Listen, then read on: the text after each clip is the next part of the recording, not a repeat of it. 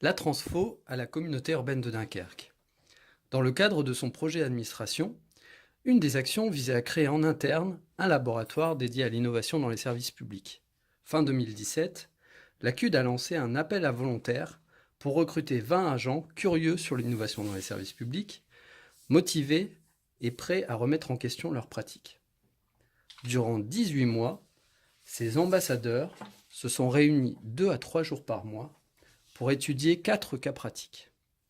Réflexe Énergie, notre dispositif d'aide à l'isolation des logements, nos aides sur les services à la personne, notre relation aux usagers via l'application DK-Click, et enfin un espace vert particulier de l'agglomération, le Bois des Forts. Ces expériences ont permis de monter en compétences dans différents domaines.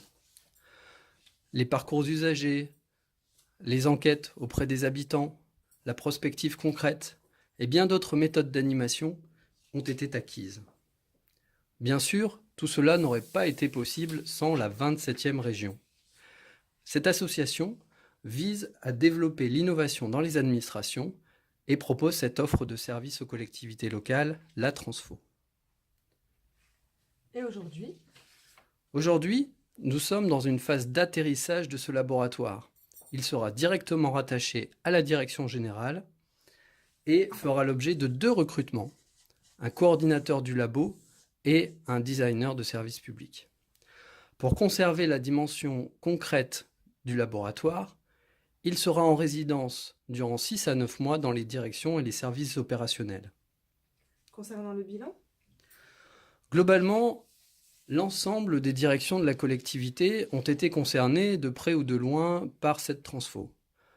De nombreux prototypes ont été réalisés, de nombreuses propositions ont été faites. S'il est difficile de mesurer aujourd'hui les effets concrets de la transfo, une chose est sûre, la mentalité des agents a évolué. La culture de l'expérimentation, de l'essai-erreur, plus de transversalité entre les directions et entre les services. Tout cela a été permis grâce à la Transfo Dunkerque. Le laboratoire, nous l'espérons, permettra également de nombreuses autres avancées.